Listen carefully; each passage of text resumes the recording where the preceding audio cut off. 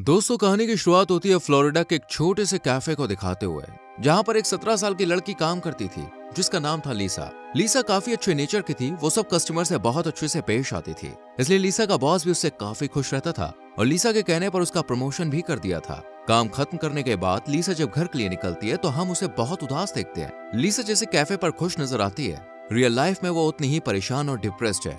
लीसा घर जाने से बहुत घबरा रही थी। लीसा साइकिल चलाते हुए अपने घर के बारे में सोचती है। यहाँ पर हम लीसा के घर में एक आदमी को देखते हैं, लेकिन तभी लीसा को सड़कों पर एक काले रंग की कार नजर आती है, जिसे देखकर लीसा डर कर जल्दी से साइकिल की स्पीड बढ़ाती है और अपने घर पहुंच जाती है। ये घर लीसा का नहीं था, बल्कि वो अपनी नानी और उनके बॉयफ्रेंड मॉरिस के साथ रहती थी। मॉरिस लीसा की नानी को फाइनेंशियली सपोर्ट करता था और इसके बदले वो लीसा के साथ रात बिताता था। मॉरिस लीसा के साथ जबरदस्ती करता था, इसलिए लीसा काफी परेशान रहती थी। एक दिन लीसा कैफे से आने के बाद एक सुसाइड नोट भी लिखती है, लेकिन सुसाइड करने की हिम्मत जुटा नहीं पाती। लीसा जब 14 साल की थी तब उसकी माँ ने उसे नानी के घर भेज दिया था। लीसा को भी यही लगता था कि उसकी नानी की फाइनेंशियल कंडीशन कुछ खास नहीं है, इसलिए लीसा पूरी सैलरी नानी के हाथ में ही देती थी ताकि उन्हें मॉरिस के सपोर्ट की जरूरत ना पड़े। लेकिन ऐसा कुछ नहीं हुआ। एक दिन लीसा अपने घर पर फोन कर यही सारी बातें अपनी बहन को बताती है। लीसा की सिस्टर लीसा की बात समझती है, लेकिन वो उसकी मदद नहीं कर पाती। लीसा अपनी माँ को भी ये सब बात बताकर उसे घर वापस बुलाने के लिए कहती है, लेकिन इसकी माँ उसकी एक नहीं सुनती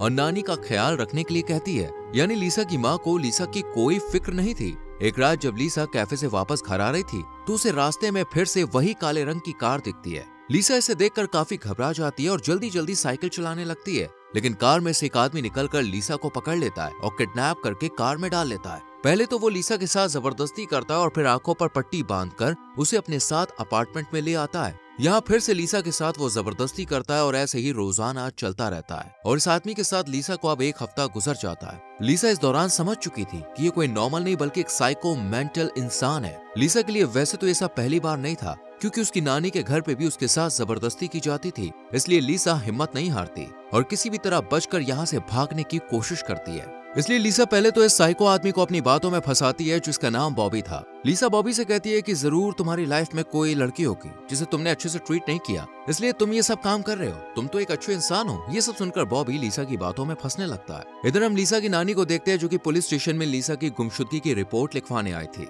पुलिस भी लीसा की छानबीन करना शुरू कर देती है और सबसे पहले कैफे ओनर के पास जाती है, जहां ओनर लीसा की तारीफ करता है। जब पुलिस लीसा की मां के पास जाती है तो वो कहती है कि लीसा अपने बॉयफ्रेंड के साथ भाग गई होगी, लेकिन लीसा की बहन पुलिस अफसर से कहती है कि मेरी बहन के साथ कुछ बुरा हुआ है, प्लीज आप उसको ढूंढो। इधर हम लीसा को देखते हैं, जिसके साथ बार बार बॉबी फिजिकल होता है, लेकिन लीसा अपनी हिम्मत बनाए रखती है। लीसा बार बार बॉबी के फेस को टच करती है ताकि वो समझ सके कि वो कैसा दिखता है। लीसा बार बार बॉबी की तारीफ करती है, जिससे बॉबी का ट्रस्ट लीसा पर बना रहे। यही लीसा बॉबी से अपने डैड की बीमारी का बहाना भी बनाती है। लीसा कहती है कि मेरे डैड के अलावा मेरा इस दुनिया में कोई भी नहीं है। ये सब लीसा इसलिए कहती है ताकि बॉबी के दिल में उसके लिए हमदर्दी पैदा हो सके और वो तरस खाकर लीसा को आजाद कर दे। लेकिन बॉबी ऐसा नहीं करता, बल्कि वो तो लीसा के साथ हर वक्त रहता था। लीसा वॉशरूम जाती और यहाँ अपनी मौजूदगी के कुछ निशान छोड़ती, जैसे वो शीशे पर अपने फिंगरप्रिंट बनाती, बालों को तोड़कर यहीं फेंक देती। अभी लीसा ये सब कर ही रही थी कि बॉबी समझ जाता है कि लीसा ने वॉशरूम लॉक कर लिया है, इसलिए वो जबरदस्ती दरवाजा तोड़कर अंदर चला आता है। बॉबी के गुस्सा करने पर भी लीसा एकदम नॉर्मल बिहेव करती है ताकि बॉबी को उस पर शक ना हो।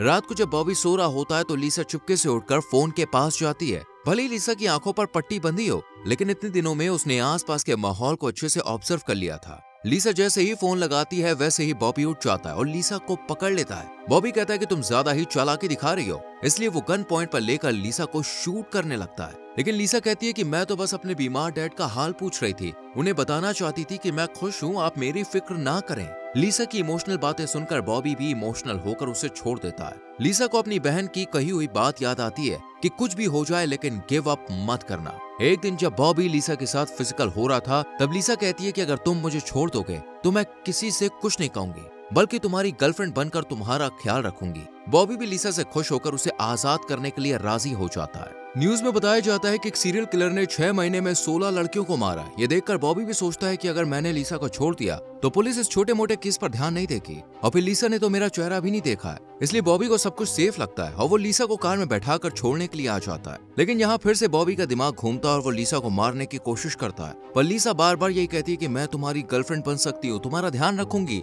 तुम मुझे छोड़ दो। लीसा की बातों में आकर बॉबी आखिरकार उसे रिलीज कर देता है। बॉबी कहता है कि अगर पुलिस पूछे तो कहना कि मैं मोटा काला इंसान हूँ, छोटी हाइट है। ये सब कहकर बॉबी लीसा को छोड़कर यहाँ से चला जाता है। लीसा जल्दी से अपनी नानी के घर आती है और उन्हें जो कुछ भी उसके साथ हुआ वो सब कुछ बता देती है, लेकिन नानी को इस बात पर बिल्कुल भी यकीन नहीं होता। लीसा की नानी पुलिस को कॉल कर इन्फॉर्म करती है कि लीसा घर आ गई है। पुलिस लीसा से बात करना चाहती थी कि आखिर वो कहाँ थी, उसके साथ क्या हुआ था। लीसा पुलिस को सब कुछ सच बताती है, लेकिन किसी को भी इसकी बात पर यकीन नहीं होता, क्योंकि जैसे लीसा ने बताया था कि उसके साथ जबरदस्ती की गई, तो फिर उसके शरीर पर निशान क्यों नहीं थे? उसके हाथ खुले होने के बावजूद भी वो वहाँ से भागी क्यों नहीं? यही सब सवाल पुलिस के दिमाग में शक पैदा कर रहे थे। लीसा बताती है कि वो पागल इंसान था, उसके पास एक गन थी जिससे वो मुझे बार बार मारने की धमकी देता था। लेकिन इन दो लेडीज को ये सब मीडिया अटेंशन पाने के लिए कहानी लगती है और ये दोनों लीसा पर बिल्कुल भी यकीन नहीं करती। और जब इन लेडीज डिक्टेटर को लीसा का केस समझ में नहीं आता तो वो एक डिटेक्टिव ऑफिसर से हेल्प लेती है जिसका नाम था लैरी।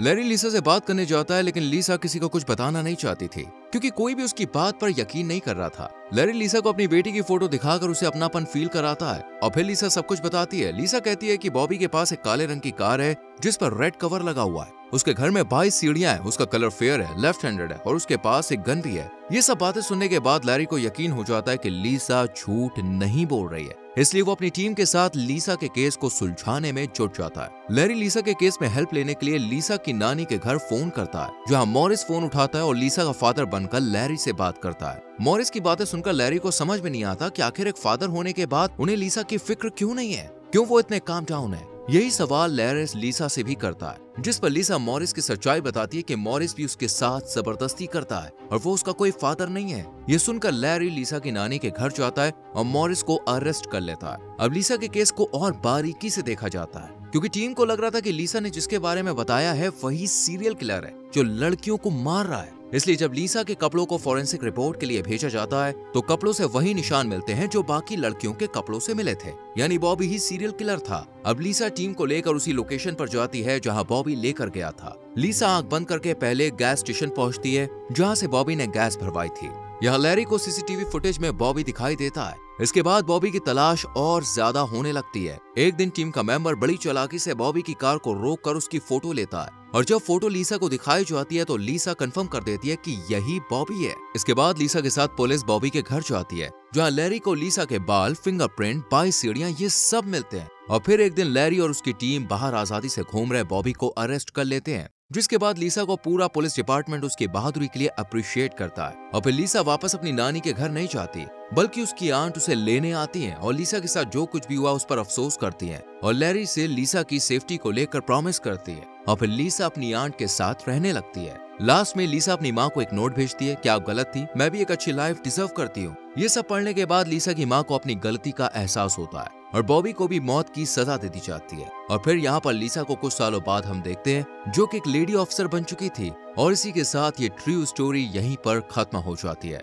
दोस्तों, आपको इस मूवी की एक्सप्लेनेशन कैसे लगी कमेंट सेक्शन में जरूर लिखें। अगर आपको इस मूवी का लिंक चाहिए तो हमारे टेलीग्राम चैनल को ज्वाइन कीजिए, जिसका लिंक आपको डिस्क्रिप्शन में मिल जाएगा। साथ ही हमारे इस चैनल को सब्सक्राइब करके बेल आइकॉन प्रेस कर लीजिए, जिससे आपसे आने वाली वीडियोस बिल्कुल भी मिस ना हो। मिलते हैं आपसे अगली वीडियो में। Till then bye bye, take care.